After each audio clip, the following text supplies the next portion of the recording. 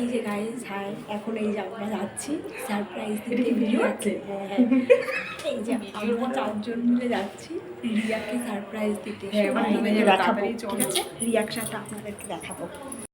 ওরা উঠছে দেখো কি একটা এক পা করে ফেলে, যাতে আমি বুঝতে না পারি। এদিকে আমি তো ঘুমাচ্ছিলাম, বাড়ির থেকে এসে এতটা ক্লান্ত হয়ে গেছি যে ঘুমিয়ে পড়েছি। ঘুম থেকে উঠে অবাক, মানে আমি রিয়াকশান কি দেবো, মানে কোনো কথা বলতে পারছি না, চোখে ঘুম তাকাতেই পারছিলাম না। সত্যি খুব খুশি হয়েছি, থ্যাংক ইউ সো মাচ এত সুন্দর একটা নাইট গিফট করার জন্যে।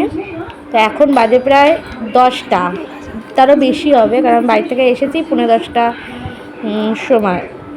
তো তারও পরে ওরা এসেছে প্রায় 1 ঘন্টা পরে, 1 ঘন্টা কি আধা ঘন্টা পরে হবে। তো আমি দেখো অবস্থাটা দেখো, খুব অবাক হয়ে গেছি, খুব খুশি। আমি এমনি তো মনটা খারাপ ছিল যে এবারে কিছু করতে পারলাম না, ওদেরকে বলতে পারলাম না, ওদের সাথে আজকের দিনটা কাটাতে পারলাম না, কিন্তু ওরা সেই মন খারাপের সুযোগই দেয়নি, আমাকে টোটালি সারপ্রাইজ করে দিয়েছে। Thank you thank you thank you করবিদি, মাম্পিদি, পারমিতা, রিম্পা, সুরদা, সুমিতদা, থ্যাংক ইউ সো মাচ।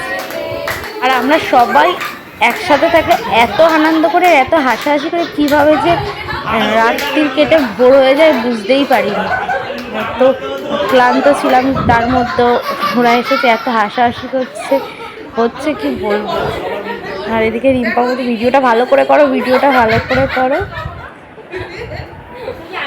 তো এবার সবাইকে এক এক করে কেক খাইয়ে দিচ্ছিলাম। এই যে ভান্তি, করবি,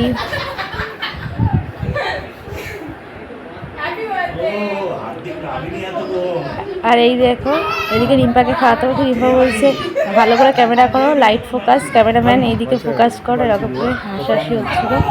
ভালো করে বেরোজ, ভালো করে করো, এবার আমি কিন্তু খাওয়াবো।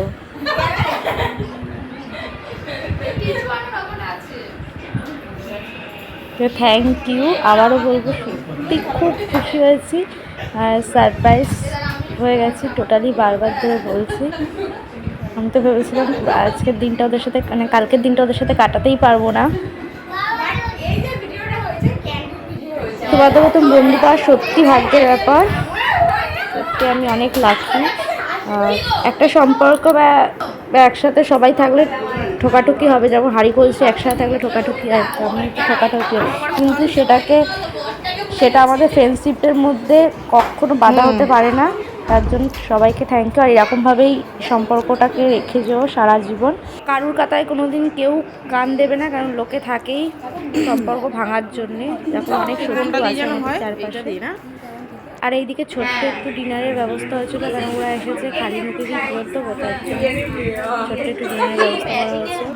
আর আমাদের মেয়েরা বিরিয়ানি খেতে ভালোবাসে বলে আমাদের মেয়েদের জন্য বিরিয়ানি হয়েছিল, আর ওদের জন্য তড়কা, রুটি, গিলে মেটে, আর কী হয়েছিল জানি না, কারণ আমাদের ফোকাস তো ছিল বিরিয়ানিতে। তো এই যে আমার ননদ, ওর কথা বললেই কম লাগে, ও ননদের থেকে বন্ধু বেশি। বিয়ের আগের থেকে যখন আমার বয়সের সাথে আমার রিলেশান ছিল, তখন ওকে আমি ননদ কখনো ভাবিনি, ভেবেছি বন্ধু, ওকে ওই চোখেই দেখি, ননদ কম বন্ধু বেশি। আর আমাদের বন্ডিংটা সত্যি খুব ভালো, কারোর যেন নজর না লাগে। এই যে তারপরে একটু নাচানাচি হচ্ছিল খাওয়া দাওয়ার শেষে, মানে আগেকার দিনের নায়করা কীভাবে নাচে এখানে সুরদা সুবিদ্যা মিলে সেই সবই দেখাচ্ছিল। ওরা তিনজন এরকম পাগলের মতো নাচানাচি করছিলো, এগুলো দেখে তো আমরা মেয়েরা আস্তে আস্তে পেটে খিল লেগে গেছে। আমাদের প্রতিটা প্রোগ্রামে এরকমই হয়, ওরা খাওয়া দাওয়া করে বাড়ি যাওয়ার আগে এইভাবে হাসাতে থাকে। আর আমার পরামর্শই দেখো, আগে সুমিতা, রিম্পা বলছে ওরা সবাই এসে সারপ্রাইজ দিয়েছে আমাকে।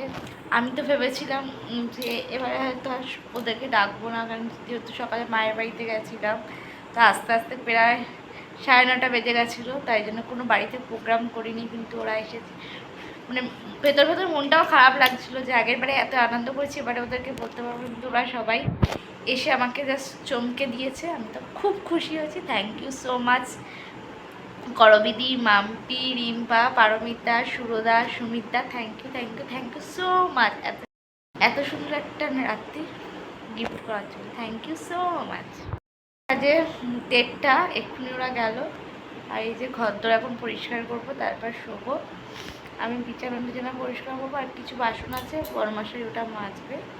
তো চলো, ঘুমও পাচ্ছে যেহেতু অনেক সকাল সকাল উঠেছি, কাল রাতেও বেশ দেরিতে ঘুমিয়েছি, ভিডিও এডিট করতে গিয়ে অনেক দেরি হয়ে গেছে।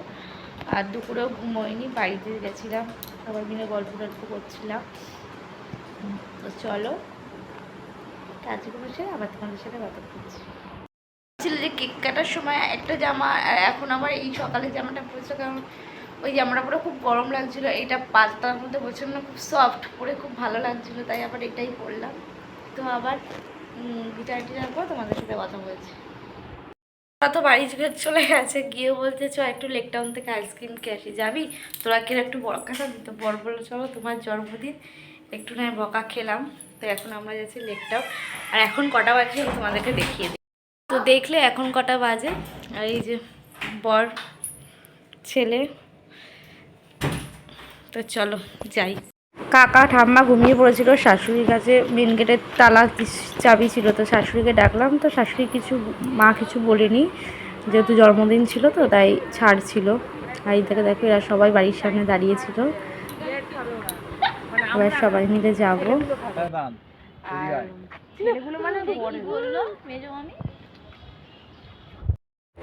এবার সবাই যাচ্ছি, প্রথমে ঠিক হয়েছিল লেক টাউনে যাবো।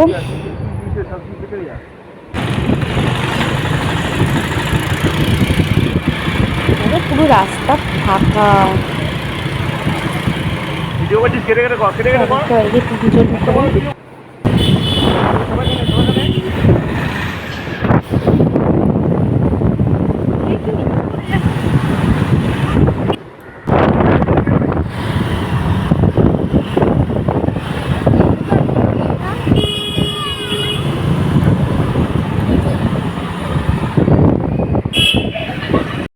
গেছি যে জায়গাটা যাচ্ছি, তোমরা দেখো, আমি নামটা ভুলে গেছি, ঘুরিয়ে দেখাবো। গিয়েছিল তো লেকটাউনে এসে দেখি আইসক্রিম ছিল না, দোকানটার আইসক্রিম শেষ হয়ে গেছিলো, তাই এখন গৌতমসের ওখানে যাচ্ছি, একটা আইসক্রিম পার্লার আছে, নামটা সত্যি আমিও ভুলে গেছি, এর আগে গেছিলাম আমার পরের বাড়িতে, তো ওটা সেখানে যাচ্ছি।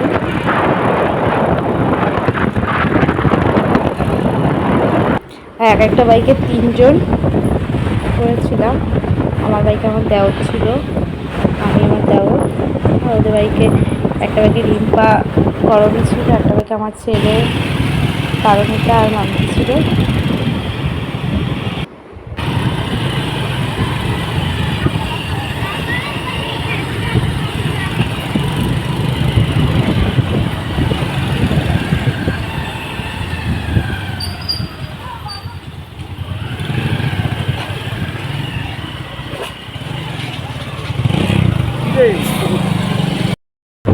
রাত্রিও না এইভাবে ফাঁকা রাস্তা দিয়ে যেতে দারুণ লাগে, মানে এরকম বেশ একটা লং ড্রাইভ হবে, তখন ব্যাপারটা বেশ জমে যাবে।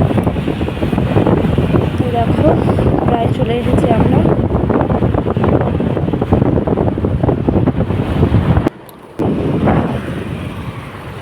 আর এতটা রাত্রি হয়ে গেছিলো, গৌতমসে বন্ধ হয়ে গেছিলো, তো আর কোনো উপায় না করে বাড়ির পাশেই চলে এসেছিলাম একটা দোকানে, জানতাম সেখানে পাওয়া যাবে, এই যে চলে এসেছে আইসক্রিম নিয়ে, কিন্তু তবু আমাদের একটু লং ড্রাইভের ইচ্ছে ছিল, একটু ঘুরে টুরে বাড়ির পাশে এসেই এই দোকানটা থেকে আইসক্রিম খেলাম, যে আইসক্রিম পাওয়া গেছে। আর এখন বাজে প্রায় 2:30 মতন, ওই আইসক্রিম খাচ্ছে, এরপরে যে যার গন্তব্যস্থলে চলে যাবে, যে যার বাড়িতে চলে যাবে। এই যে আমরা 3 জন এসে গেছি, তো আমরা মাঠের সামনে বাইক রেখে ওইখান থেকে হাঁটিয়ে আস্তে আস্তে হেঁটে হেঁটে নিয়ে যাচ্ছি, যাতে বাইকের আওয়াজে ঠাম্মা কাকার ঘুম না ভেঙে যায়।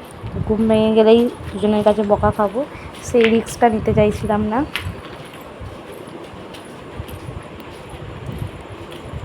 এই যে চলে এসেছি, আইসক্রিম খেয়ে বাড়ি চলে এসেছি, এবার বিছানা করবো, তারপরে ঘুমাবো।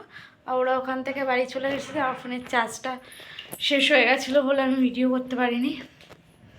তো চলো বিছানা কমপ্লিট করে ফোন করছে, হাঁপিয়ে গেছি, বাড়িতে কেউ জানে না, লুকিয়ে লুকিয়ে গেছি, আর তাড়াতাড়ি করে উঠতে গিয়ে সিঁড়ি দিয়ে হাঁপিয়ে গেছে। তো তো চলো বিছানা টিছানা করে তোমাদের সাথে কথা বলছি। বিছানা করা হয়ে গেছে, আমি একটু ফ্রেশও নিয়েছি, গাটা ধুয়ে নিয়েছি। এদিকে ছেলেও ঘুমিয়ে পড়েছে, এবার ঘুমাবো আমি। শরীরটা আজ দিচ্ছে না, সারাটা দিন একটু রেস্ট নিইনি। ভিডিওটা আমি এখানেই শেষ করলাম। আমার ভিডিও যদি তোমাদের ভালো লাগে লাইক করবেন, প্লিজ চ্যানেলটাকে সাবস্ক্রাইব করে দিও। টাটা।